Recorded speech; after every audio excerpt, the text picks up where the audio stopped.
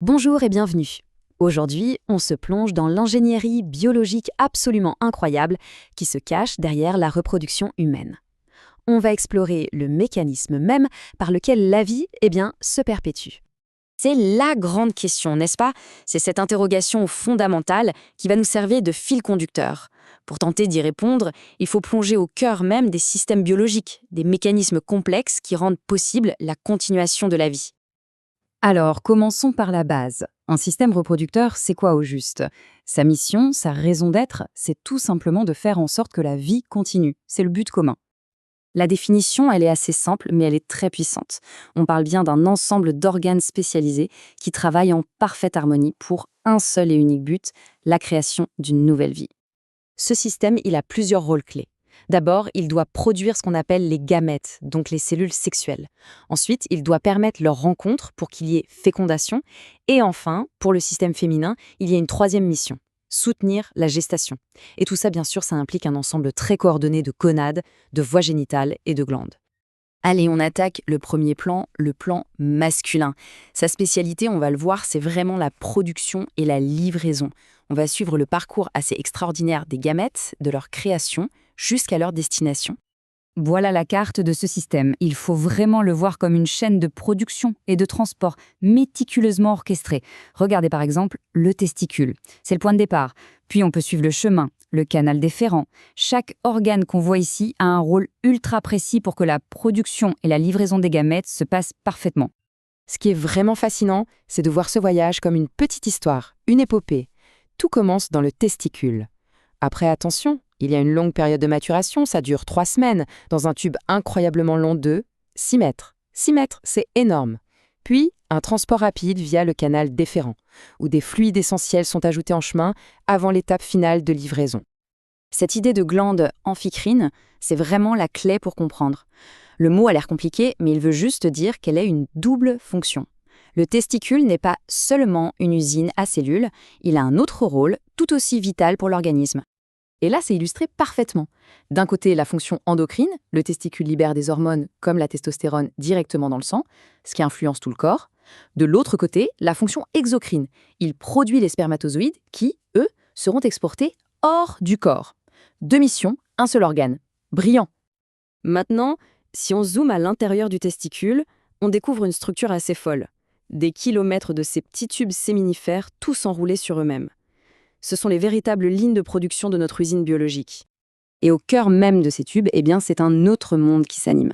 C'est précisément ici que les cellules de base se transforment en spermatozoïdes. Et elles ne sont pas seules, les cellules de Sertoli sont là, elles agissent un peu comme des nourrices, les protégeant, les soutenant tout au long du processus. C'est un véritable cocon, un berceau cellulaire.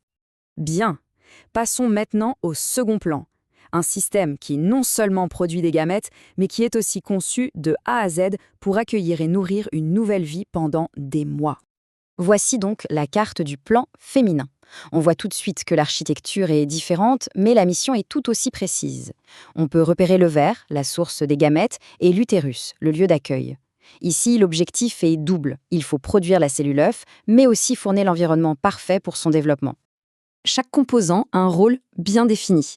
L'ovaire, c'est la source des ovocytes. Les trompes, ce sont les chemins de la rencontre. L'utérus, c'est le nid, le lieu d'accueil. Et le vagin, lui, sert de porte d'entrée et de sortie. Un ensemble qui est juste parfaitement intégré. Et voilà, on retrouve ce fameux concept de double fonction. Tout comme son homologue masculin, l'ovaire n'a pas qu'une seule mission. Il est à la fois une source de cellules et une source d'hormones absolument essentielle. Voici donc sa fonction endocrine. L'ovaire produit des hormones clés. Le stradiol, qui aide à construire la paroi de l'utérus, et la progestérone, qui la maintient. C'est un duo qui orchestre tout le cycle mensuel et qui prépare le corps à une éventuelle grossesse. Et voici son autre casquette, sa fonction exocrine, la production des ovocytes. Ce processus, on l'appelle l'ovogénèse, et il est au cœur même de la capacité de reproduction. Allez, on zoome encore une fois, mais sur l'ovaire cette fois. Comme le montre ce schéma, il contient plein de petites structures à différents stades de développement. Ce sont les follicules. Chaque follicule est comme un petit sac qui abrite et nourrit un ovocyte, le préparant pour sa grande libération. Et si on pouvait regarder au cœur d'un follicule mature, on trouverait ça, l'ovocyte. Il est littéralement encapsulé, nourri, protégé par une armée de cellules folliculaires tout autour. C'est une relation symbiotique, vitale jusqu'au moment de l'ovulation. Ça montre bien à quel point cette cellule unique est précieuse. Ok, maintenant qu'on a exploré les deux plans chacun de leur côté, il est temps de les mettre côte à côte. On va voir comment ils se comparent et surtout comment ils se complètent. Ce tableau, il résume tout parfaitement. Chaque système a sa propre gonade, son propre type de gamètes, ses propres hormones, mais le plus frappant, c'est la différence de fonction principale. D'un côté, production et livraison, de l'autre, production et gestation. On a donc deux stratégies bien distinctes pour un seul et même objectif. Et c'est vraiment ça, le message essentiel à retenir. Malgré toutes ces différences d'anatomie, de stratégie, ces deux systèmes ne sont en fait que les deux moitiés d'un même processus. Ils sont conçus pour une seule chose, converger, pour combiner l'information génétique et créer une nouvelle vie. Finalement, cette dualité et cette complémentarité sont au cœur de la reproduction. Ce partenariat biologique soulève des questions assez fascinantes, non ? Qu'est-ce que ça nous apprend sur la collaboration et la spécialisation au sein de la nature ? Et plus largement, sur la manière dont la vie elle-même a évolué pour assurer sa propre continuité. Merci d'avoir suivi cette analyse.